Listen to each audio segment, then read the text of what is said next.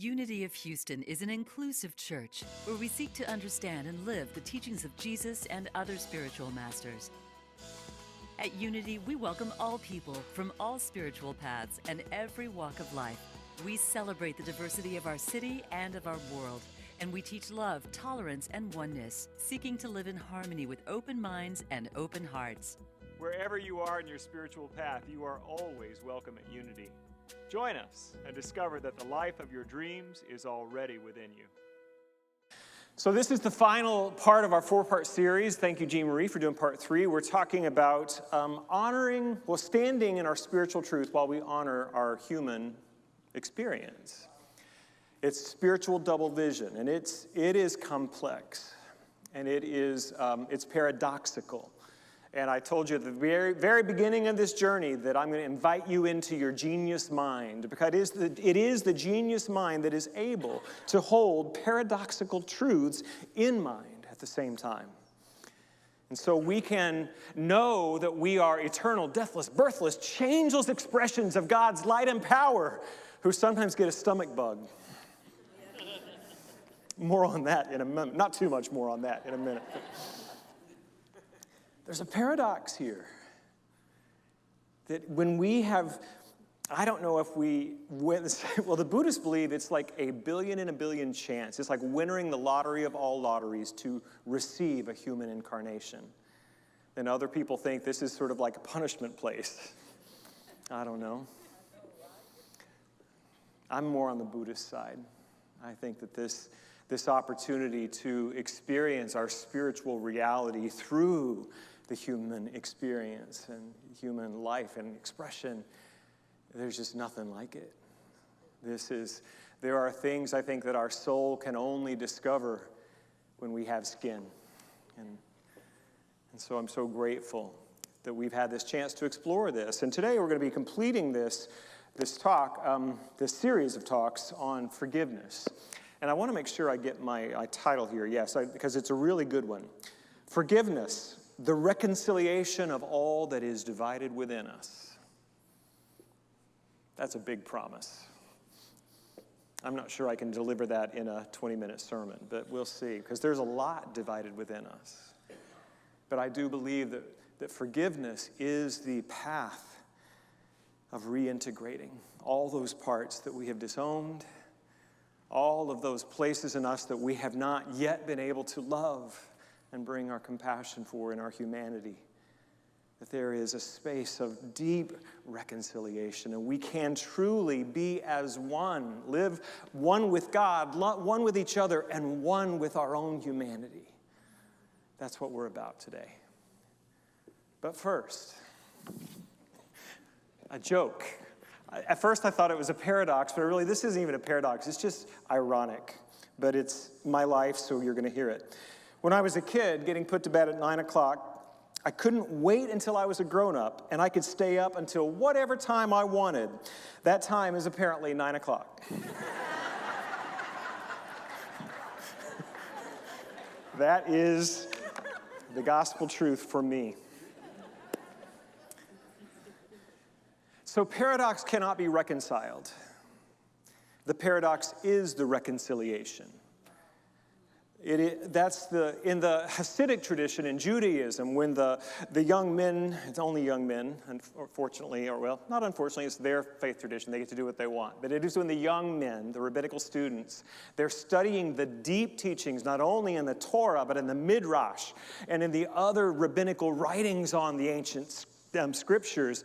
They study and they're getting insight, and when they've arrived at the moment of absolute irreconcilable paradox, they recognize they've come to the truth, and they celebrate. And so you are 100% human, and you're never going to be perfect. There is a truth. And you are 100% divine, and you are already and always 100% perfect. There's the paradox. And so we're going to hold that. It's not something that it's going to be one or the other. It's one and the other. So I want to talk for a moment about humility. Being humbled, humiliated, how those are different things. But I want to share with you that I took some time off this week to go help my mom in Oklahoma. I offered to give her some help with kind of going through some things, doing some decluttering. And so I arrived up there on Monday, and we went to pick me up at the airport. She wanted some errands to run, so we're in Walmart. We're pulling into the Walmart parking lot and looking for a handicap space for her. And then there's an older gentleman, not too much older than me, but he was returning a cart to the cart corral, and my mom said, well, look, his britches are about to fall off him. And she said, it's like he don't have any hind end. They're just like, and so she was just noticing. It wasn't a lot of judgment, just noticing. And then we go on in. We're in the store. 5 minutes later, she says, Michael, I got to go to the bathroom. My pants are about to fall off my hind end. She looked great. She had a cute QVC outfit, a little dress with some leggings under it, but it's the first time to wear it, and evidently there was a problem with the fit. And we both laughed about that thing, the thing that she had just judged in another. I was like, boy, that is instant. And we joked about it. She told this story to everyone we saw last week, so I hope she's okay with me sharing it as a sermon illustration.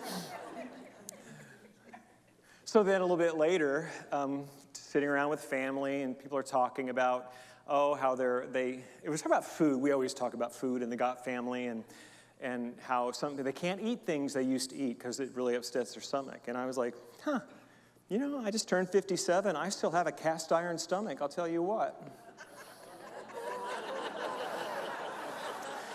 Those who follow me on Facebook know the punchline to that one.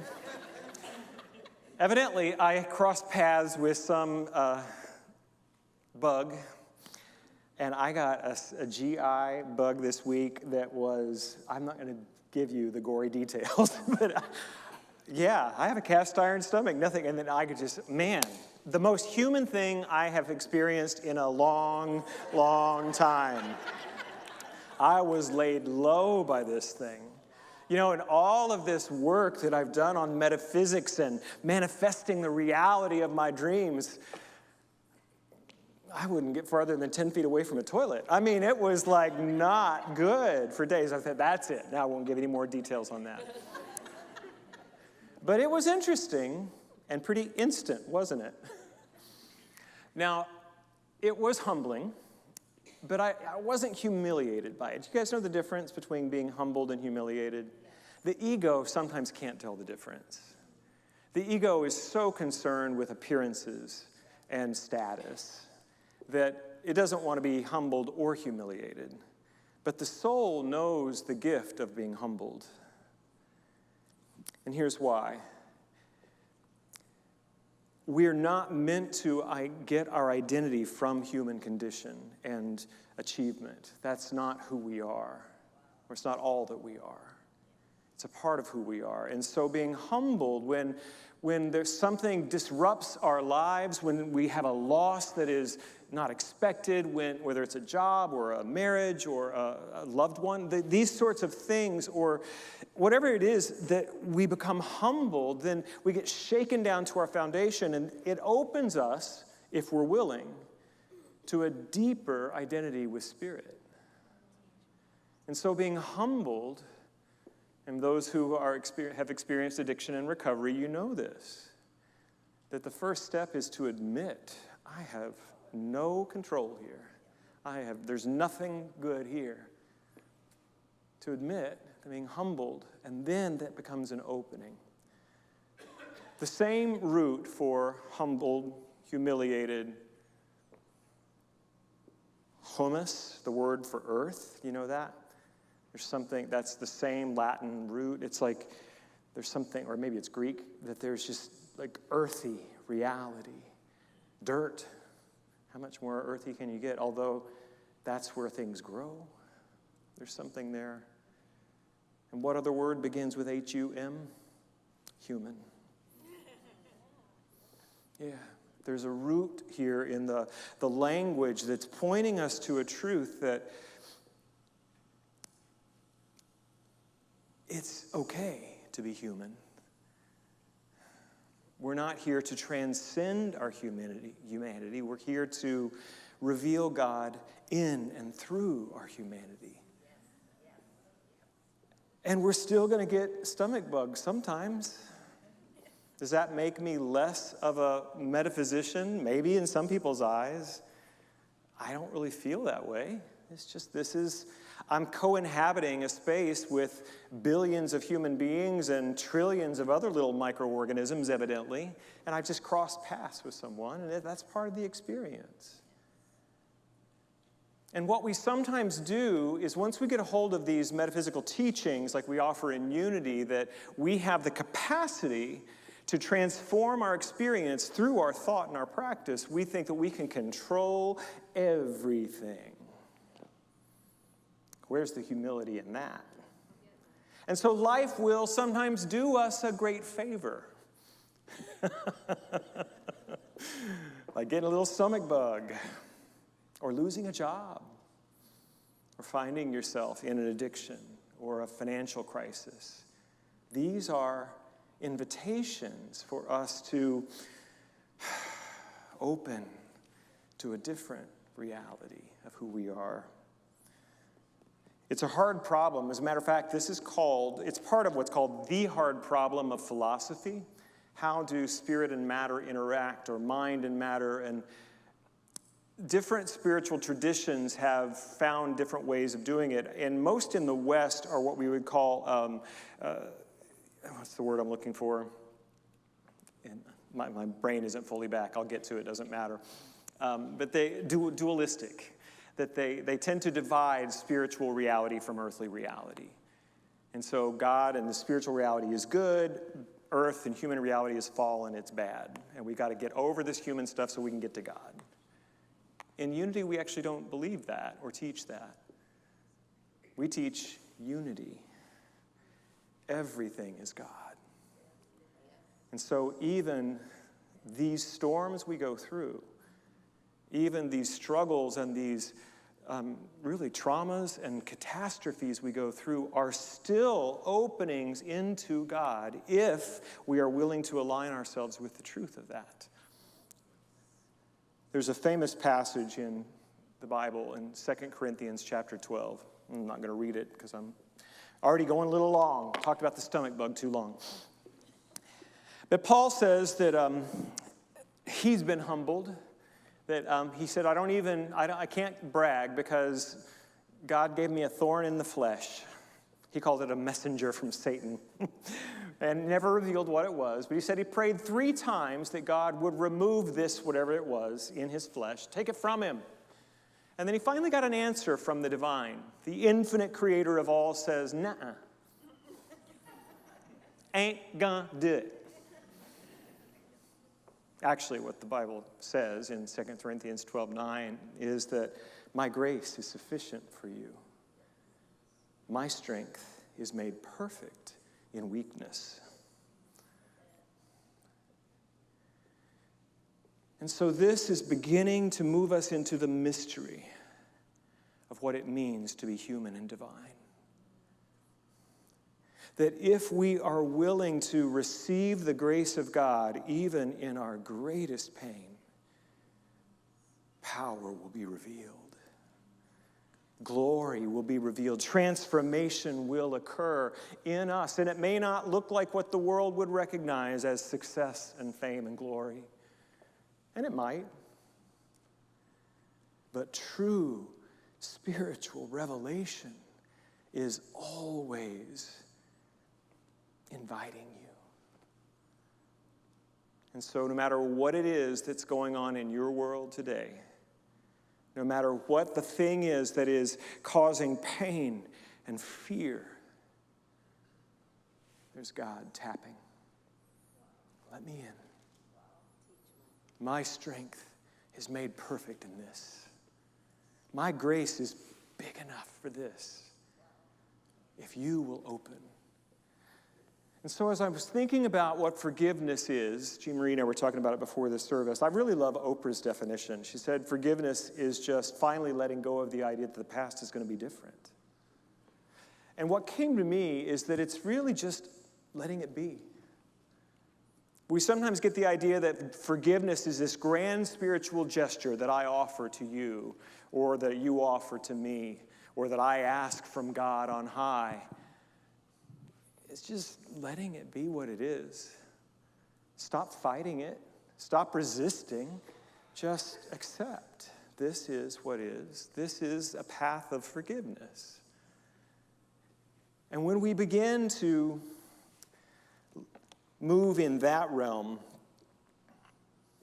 things get real different.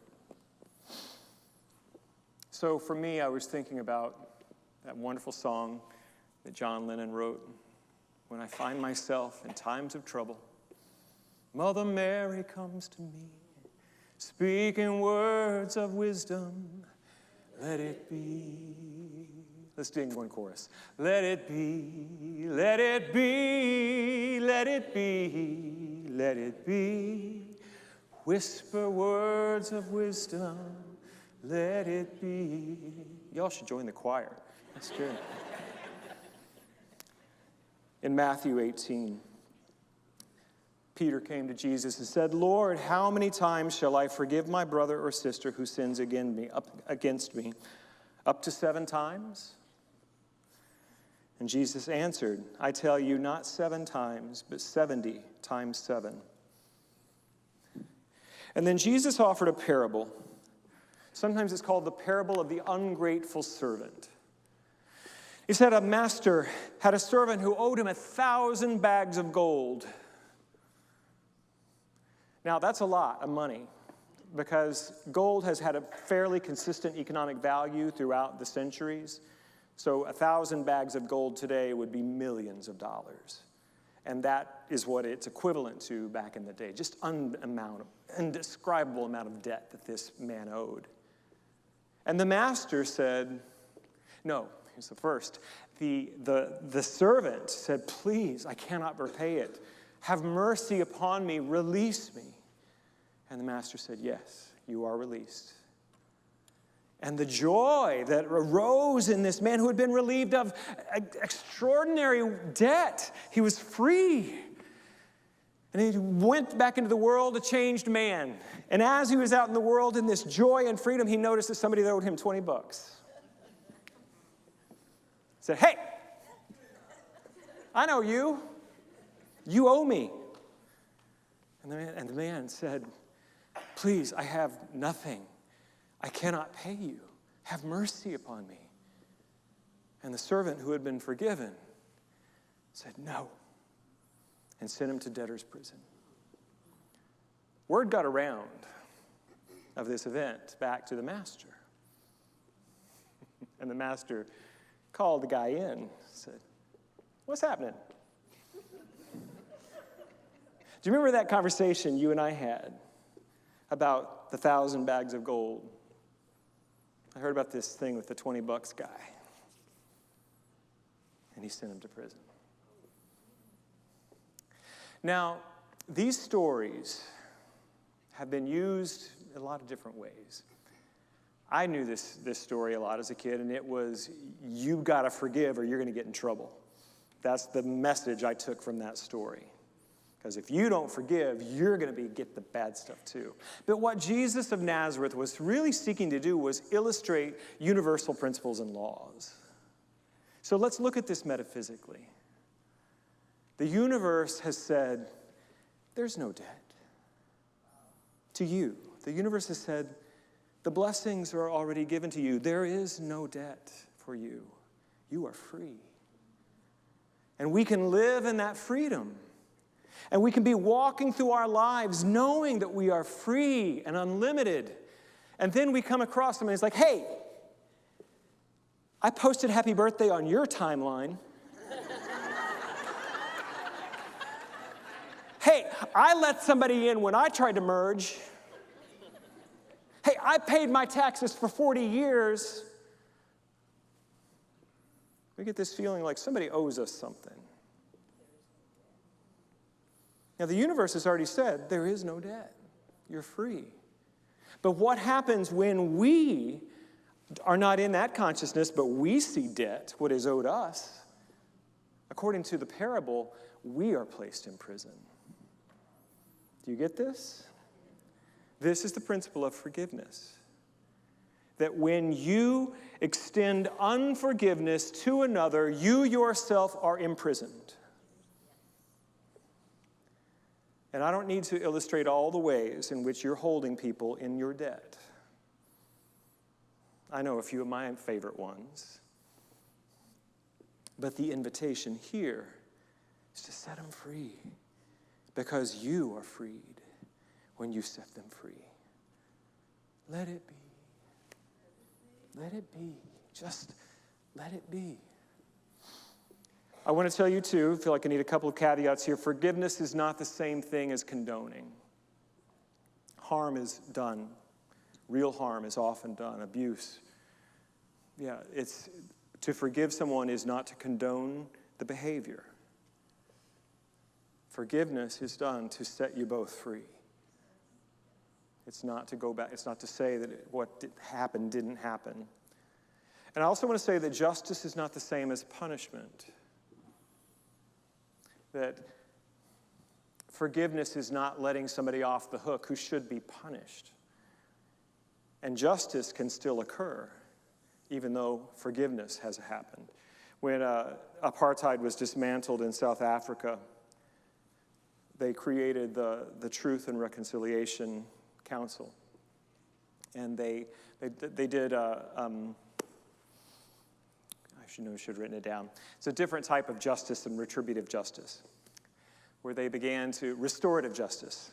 It's just a little bit slower, but it comes in. Restorative justice is that, where the truth is told about what happened, but forgiveness can occur, and true change can take place. This is the goal.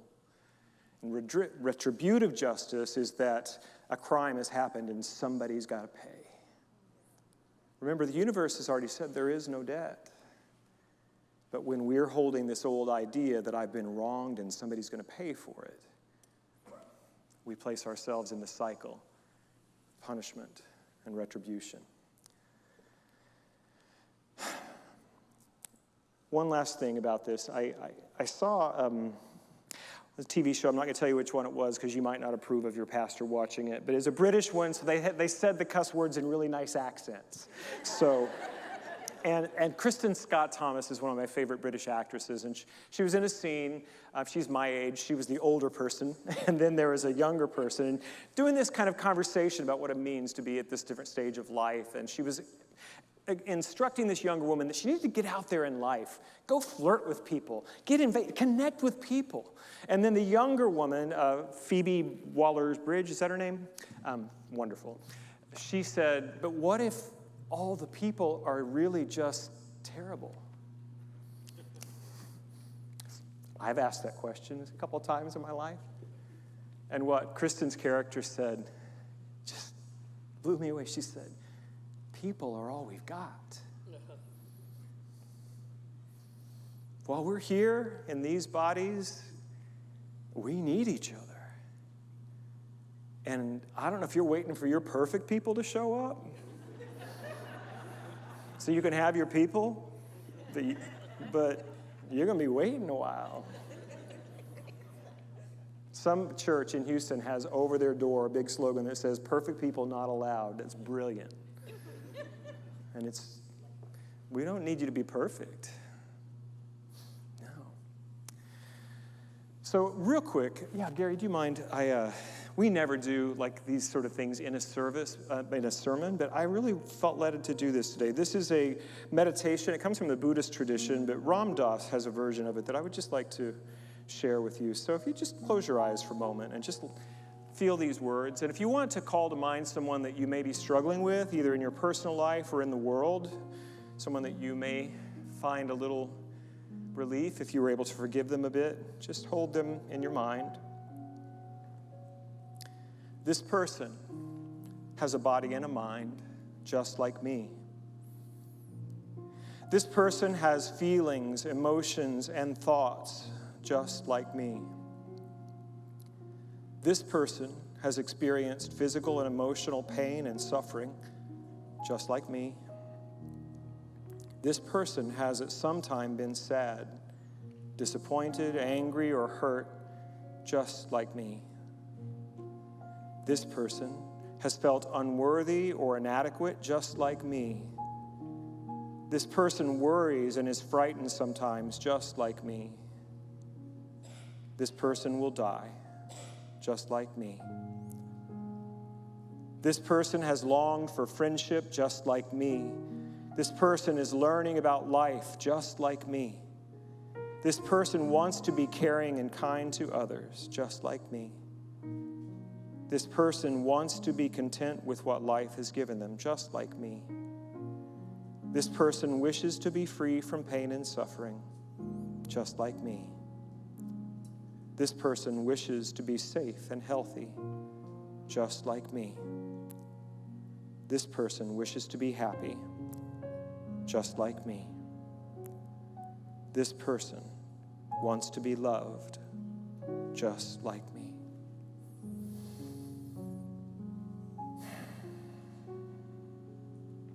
Amen. So that meditation is always, it calls me back to this humility, right? That I too sometimes placed myself in a different category from those people I'm judging. And this reminds me that they're just a person, awake as they can be right now, trying to do the best they can. And sometimes I have to be the most conscious person in a relationship, and it sucks. It's hard. I want us both to carry our weight in this world that we're doing. But sometimes I have to be the most conscious person. I want to tell you a story, and we'll be closing here. It is a Memorial Day story. That point, all of that was just to say that when we forgive others, we set ourselves free. My final point is that forgiveness of self is the portal to your wholeness. I want to tell you about my great-uncle Johnny, who died in World War II. And of course, I didn't know him, but I was very close to his mom, my great-grandmother, Llewellyn Kinder Gott. She was in my life. She lived a block away from my house, and I had her until I was about 12. Pentecostal prayer warrior, just a just unusual, big personality and presence in my life. My mother believes that we have so many ministers in our family because she prayed over us for generations.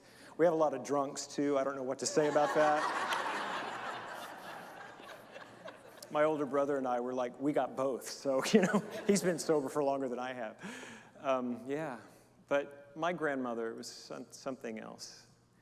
My dad was born in this little shack that she and my great-grandfather lived in, and I was with my Aunt Margaret, my dad's sister, this week, and she and my dad's cousin Charlie are the last ones left in that generation, and she was saying that she remembers Grandma Gott pointing to different rooms, like, well, that's where Russell was born, that's where Charlie was born, that's where Bob was born. They were poor people, just born at home, and I was in that house a lot. On the wall in her living room was one of these framed oval military portrait of a handsome young man with a big smile with an aviator's cap. And I always knew that that was Cousin Johnny. John the Baptist Gott. My great-grandmother's first 4 children, she took pride in saying that their names started with I. Ivan, Irvin, Isla, and Ira. Now, Ira became David. He chose his middle name. He was the gay one. He was my favorite. he didn't like the I thing, so he used his middle name as his life. My Uncle David was an amazing soul in my life. But I didn't know about John because he had died way before I was born. But I knew his name was John the Baptist. See, by that time, she had found the Pentecostal church. His middle names were the and Baptist.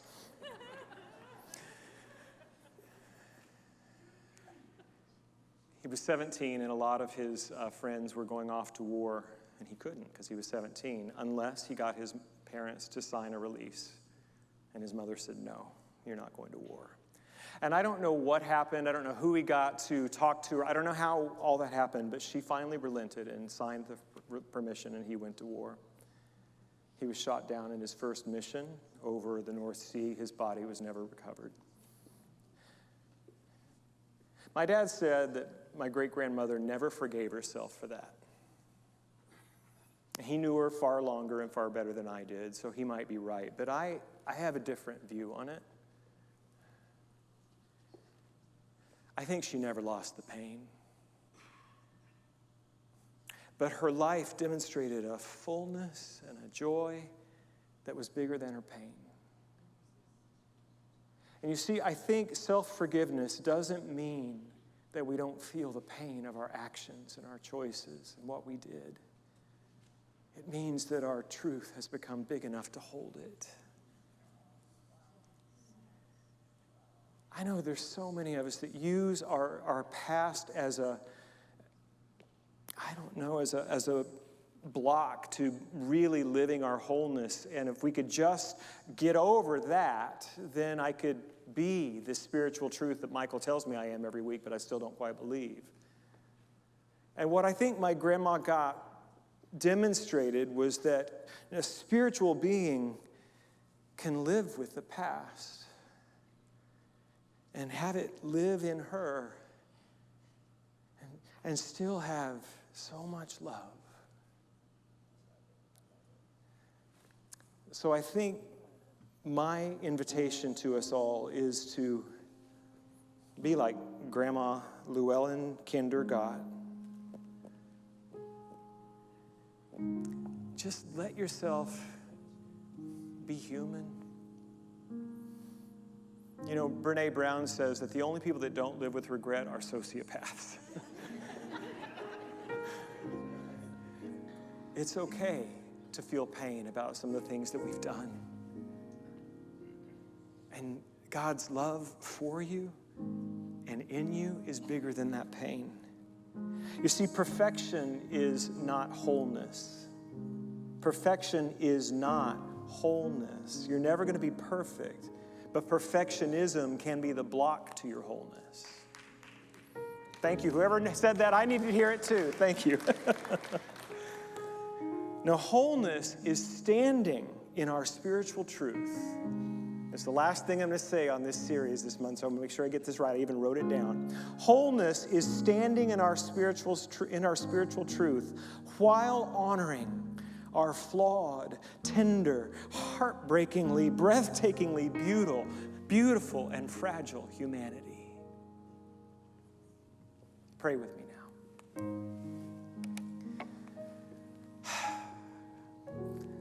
In this moment, we claim the spiritual truth of our being, that we are created and expressed in infinite glory and beauty and power and love.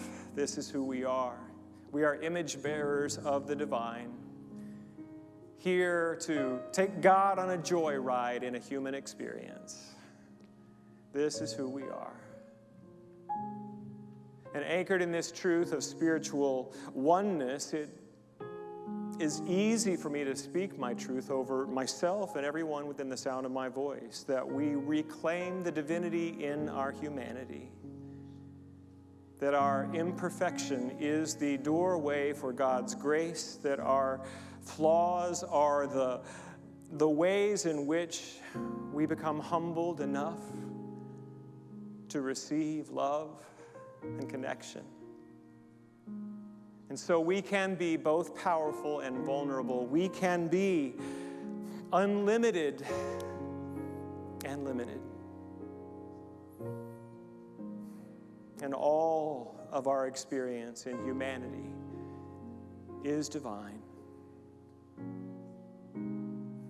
And we allow this love that we are to embrace, to forgive, to allow all that is to be as it is, to simply let it be. We are enough. We are enough. Thank you, God. Amen. So if no one has told you today that you are enough, just as you are, that you are worthy of connection and belonging, that you are beautiful. If no one has told you today that they love you, I love you. God bless you. Thank you for watching this message today. I'd like to invite you to join us in person here on campus at Unity of Houston for Sunday morning or Wednesday evening services. If you can't be with us here on our campus, you can still join us live on Facebook or on our website, unityhouston.org, Sunday mornings at 11 a.m. Central.